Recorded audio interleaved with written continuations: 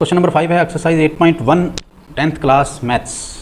Given secant theta is equal to 13/12, calculate all other trigonometric ratios. अगर आपने 4 तक question कर लिए हैं तो ये क्वेश्चंस आप अब तक इस लायक हो चुके होंगे कि इससे आगे के क्वेश्चंस आप खुद कर सकते हैं। मैं फिर भी सारे एक बार करवा दूंगा।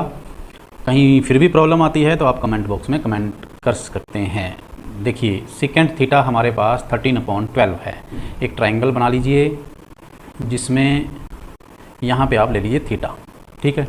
ABC इसका नाम कुछ भी लिख दीजिए और यहाँ पे 90 डिग्री आ गया। अब हमने थीटा के हिसाब से बाकी सारे ट्रिग्नोमेट्रिक रेशोज़ निकालने हैं। Let ABC is given triangle where angle B is equal to 90 degree, ठीक है, और angle A is equal to theta है।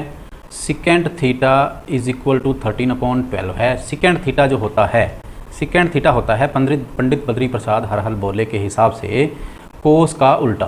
कोस होता है बेस अपॉन हाइपोटेनस, तो सेकेंड हो जाएगा हाइपोटेनस अपॉन बेस, ठीक है। अब थीटा के हिसाब से हाइपोटेनस क्या है, ये AC है, तो हाइपोटेनस अपॉन बेस, बेस है थीटा के हिसाब से AB, तो AC अपॉन AB 13/12 हैं। अगर तो आप MCQs कर रहे हैं तो आप AC को 13 ले लीजिए, ये 13 हो गया और ये 12 हो गया, और पाइथागोरस लगा के ये 5 आ जाएगा, ठीक है।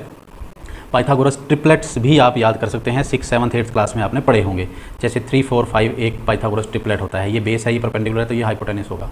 ऐसे ही 5 12 और 13 एक पाइथागोरस ट्रिपलेट होता है। इसी तरीके से बहुत सारे हैं, आप याद कर लेंगे तो अच्छी बात रहेगी। तो लेकिन अगर आप डिस्क्रिप्टिव कर रहे हैं तो मैंने आपको पिछले क्वेश्चंस में बताया कि आपने क्या करना है, let AC is equal to 13K, AB is equal to 12K। इसको K लेना है, क्यों लेना है पिछले क्वेश्चंस में आपको बता चुका हूँ।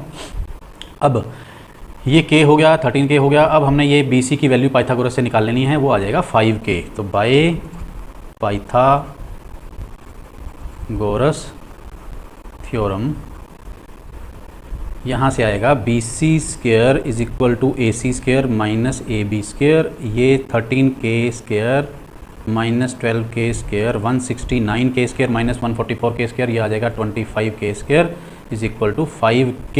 ये आ जाएगा BC, ठीक है। तो BC आ गया 5K, तो मैंने अभी आपको बताया था। अब आपने बाकी की ट्रिग्नोमेट्रिक रेशो, सेकेंड को छोड़ के बाकी की ट्रिग्नोमेट्रिक रेशो, सबसे पहले आ जाएगा साइन थीटा। साइन थीटा आ गया परपेंडिकुलर अपॉन हाइपोटेनस।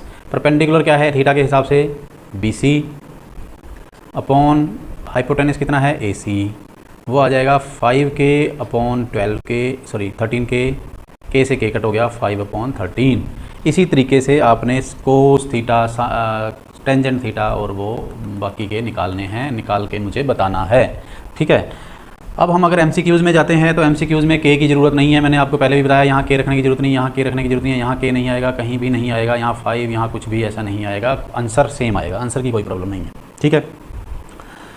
अब अगर हम देखते हैं इसका और एग्जांपल दूं तो आपकी प्रैक्टिस के लिए, तो एक एग्जांपल मैं आपको देता हूं। कोसिकेंट थीटा अगर हमें दिया हो 1√10, तो सेकेंड थीटा बताइए, ठीक है। तो कोसिकेंट की वैल्यू क्या होती है, MCQs में तो आपको कुछ फालतू लिखने की ज़रूरत नहीं है। कोसिकेंट होता है साइन का उल्टा, मतलब कि हाइपोटेनस अपॉन परपेंडिकुलर।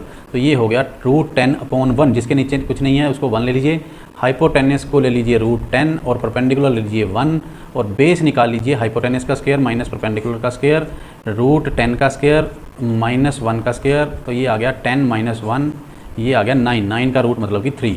तो आपके पास बेस आ गया, परपेंडिकुलर आ गया, हाइपोटेनस आ गया। तो आपने सेकेंड निकालना है। सेकेंड थीटा जो होता है वो होता है कोस का उल्टा, मतलब कि हाइपोटेनस अपॉन बेस। तो हाइपोटेनस है आपका √10 अपॉन बेस, बेस कितना है 3। तो ये आंसर है। हमारे पास 4 ऑप्शंस आएंगे, उसमें से आपने एक आंसर चूज़ करना है। That's all for question number 5।